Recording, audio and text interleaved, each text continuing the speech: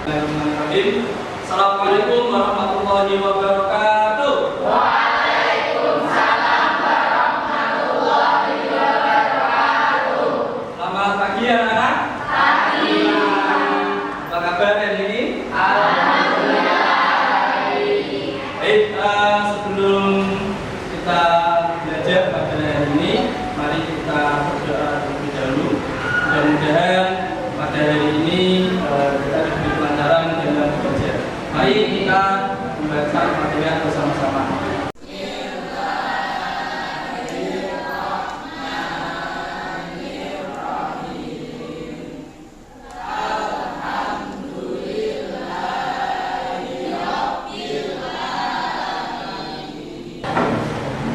Baik, anak-anakku saya absen dulu ya.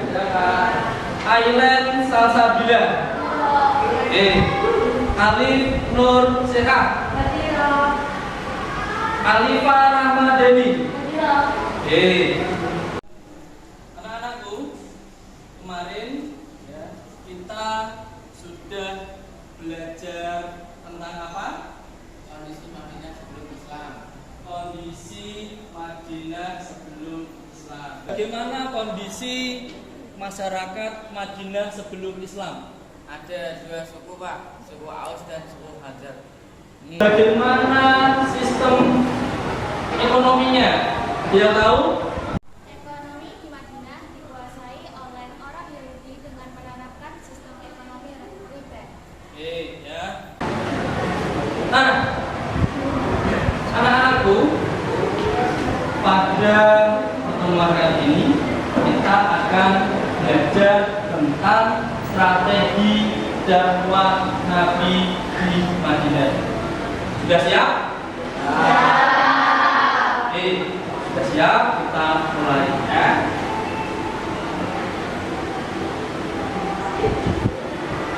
Sebagai asesmen awal, saya ingin kalian mengerjakan asesmen diagnostik ya. Silahkan kalian keluarkan HP-nya, kalian scan barcode yang ada di layar monitor ya. Silahkan kalian keluarkan lalu di scan ya, diisi sesuai dengan apa adanya.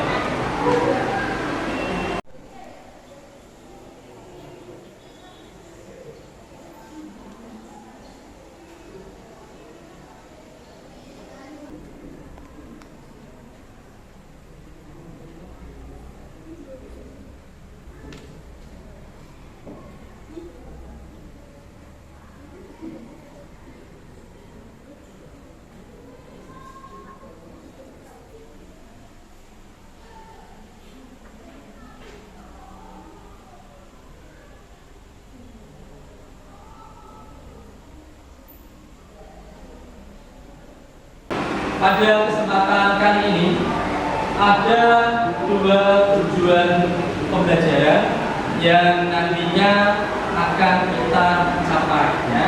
Yang pertama, diharapkan setelah melalui pembelajaran ini siswa dapat memahami materi tentang strategi dakwah Nabi ketika berada di Madinah dengan baik. Materi tentang strategi dakwah Nabi di Madinah dengan baik.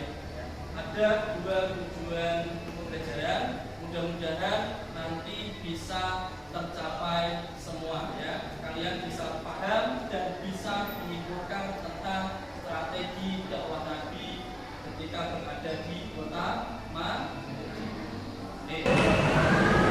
Ketika Nabi dakwah di Mekah itu kondisinya sangat tidak kondusif, betul ya? Dan Nabi diintimidasi, diancam, ya, diperangi oleh orang Quraisy. Kemudian Nabi melakukan hijrah dari kota Mekah menuju kota. Nah, ketika Nabi berada di Madinah, apakah permasalahannya sudah selesai? Belum. Justru muncul masalah baru. Nah, maka dari itu Nabi memerlukan strategi, ya, strategi ketika berdakwah di kota Madinah. Kira-kira ada yang tahu apa strategi dakwah Nabi ketika berada di kota Madinah? Nabi membangun Masjid Nabawi. Oke, betul ya. Yang pertama kali dilakukan oleh Nabi adalah membangun Masjid Nabawi. Ada yang tahu lagi? Saya Pak, mempersaudarakan kaum Muhajirin dan Ansar. Ya Pak, Ya, silakan. membuat piagam Madinah. Membuat piagam Madinah.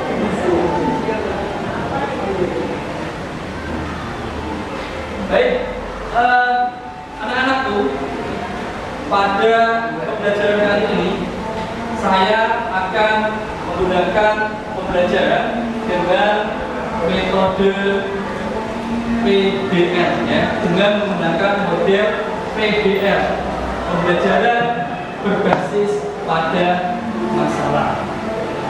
Nah, permasalahan-permasalahan yang ada ketika Nabi berada di Madinah nanti coba kalian teliti. Ada banyak masalah, ya. Silakan kalian membagi 4 kelompok, ya, kalian 4 kelompok.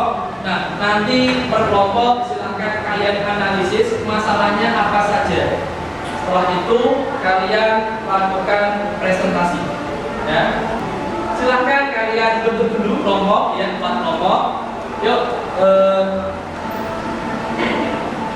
berada depan, yuk. Nah, mejanya dibuat ini satu kelompok, ya. Yuk, mejanya berada depan. Yang ini di sini. Terus sini.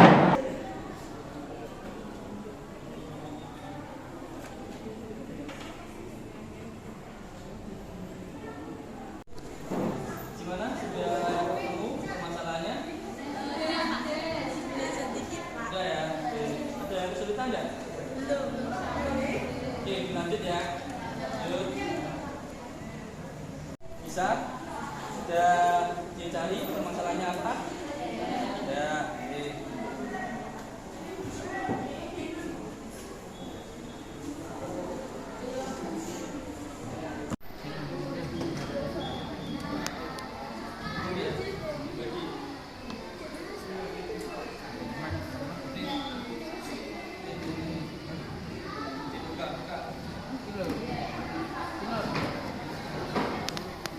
Kan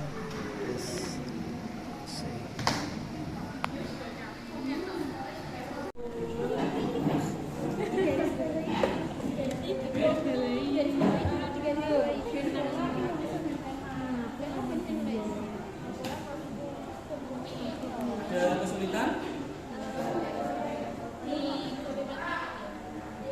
Belum? Oke. Anak-anakku sekarang sudah selesai semua ya? Sekarang saatnya kita melakukan presentasi, ya. Dimulai dari kelompok 1, ya, kelompok 1. Silakan perwakilannya untuk melakukan presentasi. Perwakilannya siapa? Yuk, silakan berdiri. Dibaca hasilnya. Strategi dakwah Nabi di Madinah. Nabi membangun Masjid Nabawi. Masjid Nabawi pada masa Nabi Muhammad SAW memiliki berbagai fungsi penting. Fungsi utama Masjid Nabawi adalah sebagai tempat ibadah bagi umat Islam. Di dalamnya Nabi Muhammad dan para sahabatnya melaksanakan salat 5 waktu dan ibadah-ibadah lainnya. Nabi Muhammad menggunakan Masjid Nabawi sebagai pusat pengajaran dan penyebaran ajaran Islam. Beliau memberikan khutbah, ceramah, dan pembelajaran agama kepada para sahabat dan umat Islam. Kedua yaitu menyelesaikan konflik suku dan etnis. Saat Nabi Muhammad SAW tiba di Madinah, kota itu dihuni oleh 2 suku utama, yaitu suku Aus dan suku Khazraj. yang sebelumnya terlibat dalam konflik berkepanjangan. Nabi harus menyelesaikan konflik dan menciptakan persatuan antara kedua suku ini untuk membentuk dasar masyarakat Islam yang kokoh. Beliau mengenalkan konsep persaudaraan antara muhajirin, imigrasi dari Mekah dan Ansor penduduk Madinah, mengukuhkan hubungan erat di antara keduanya. Perjanjian persaudaraan ini membantu memerdekakan konflik dan membentuk landasan persatuan umat Islam di Madinah. Nabi juga mengimplementasikan sistem ekonomi yang adil dan berkelanjutan untuk memenuhi kebutuhan komunitas Muslim yang berkembang pesat. Nabi Muhammad SAW mendirikan dasar-dasar masyarakat Islam di Madinah dengan membentuk aturan-aturan dan norma-norma sosial yang sesuai dengan ajaran Islam. Beliau juga mengenalkan konsep zakat, sistem pembagian warisan, dan prinsip-prinsip keadilan ekonomi untuk memastikan distribusi kekayaan yang adil di antara masyarakat. Kita berada di penghujung pembelajaran. Sekarang kita tarik kesimpulan ya dari apa yang sudah kita pelajari hari ini. Kira-kira ya, siapa yang bisa menyimpulkan apa inti dari pembelajaran hari ini? Namun, dengan kedatangan Nabi Muhammad SAW dan berdirinya masyarakat Islam di Madinah, terjadi transformasi signifikan. Perjanjian Madinah membawa persatuan di antara suku-suku yang sebelumnya berselisih, menyatukan umat Islam dan non-Muslim dalam sebuah kerangka hukum yang baru. Islam membawa perdamaian, keadilan, dan ketertiban, membentuk fondasi masyarakat yang lebih kokoh dan adil di Madinah. Dengan demikian, peran Nabi Muhammad SAW dan ajaran Islam membawa perubahan positif yang mendalam terhadap kondisi Madinah sebelumnya. Jadi kesimpulannya ya, ketika Nabi pindah ke Madinah, Nabi merubah tatanan sosial yang ada di kota Madinah. Dari yang dulunya banyak konflik, kemudian didamaikan, ya, dipersaudarakan antara Aus dan Khazraj. Ekonominya dibenahi. Datangnya Islam ke Madinah itu membawa sebuah kebaikan. Anak-anakku, sekarang untuk menguji pengetahuan kalian, Bapak akan memberikan soal ya. Ada 10 soal yang nanti silakan kalian kerjakan. Silakan kalian keluarkan handphonenya, dikeluarkan. Silakan kalian scan barcode yang ada di layar monitor. Ya. Silakan scan, kerjakan dengan sebaik-baiknya.